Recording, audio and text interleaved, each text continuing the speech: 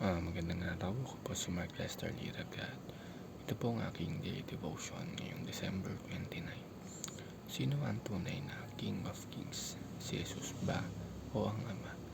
Na tinalakay po ni Pastor Russell Ocampo sa 365 daily devotion. Ang Bible verse po yung araw ay galing sa Revelation chapter 19 verse 16.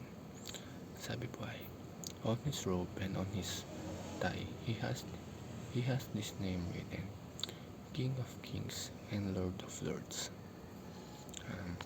Mga kapatid, minsan may nagtatanong kung ang Ama ay hari at si Jesus ay hari rin. Sino nga ba talaga ang tunay na King of Kings? Magandang tanong ito at mahalagang sagutin ayon sa Biblia, hindi ayon sa opinion lang, kundi ayon sa katotohanan ng salita ng Diyos. Ang first teaching is, the Father is King of Kings and Lord of Lords. Sa Bible, malinaw na ang Diyos ang Ama ang pinagmumula ng lahat ng otoridad. Siya ang naghari mula pa sa simula at walang umpisa at walang katapusan.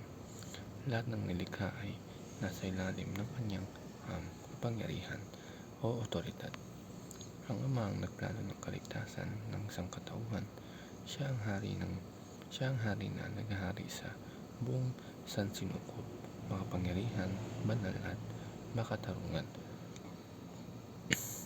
Ang second teaching is, the Son is King of Kings and Lord of Lords. Ayon sa Revelation chapter 19 verse 16, malinaw na si Jesus ang tinatawag na King of Kings at Lord of Lords. Siya ang hari na ipinakilala sa atin sa laman.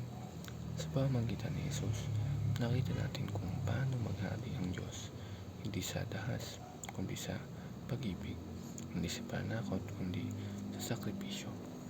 Ang otoridad ni Jesus ay ibinigay ng Ama at ginamit niya upang iligtas tayo. Kaya kapag sinamba natin si Jesus bilang hari, sinasamba rin natin ang Ama.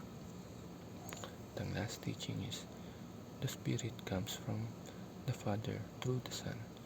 Ang banal na Espiritu ay nagmumula sa Ama at ipinadala sa atin sa pamamagitan ng Anak. Siya ang Espiritu ng katotohanan at kapangyarihan na gumagabay sa atin araw-araw.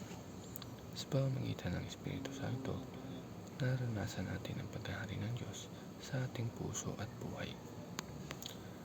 Mga kapatid, hindi kailangan pumili kung sino ang hari, ang Ama ba o si Jesus. Ang Diyos ay isa, Ama, Anak at Espiritu Santo na parehong hari ng mga hari. At si Jesus ang King of Kings at Lords of Lords. Siya ang hari na nagliligtas, nagmamahal at naghahari magpakailanman. Yun lamang po.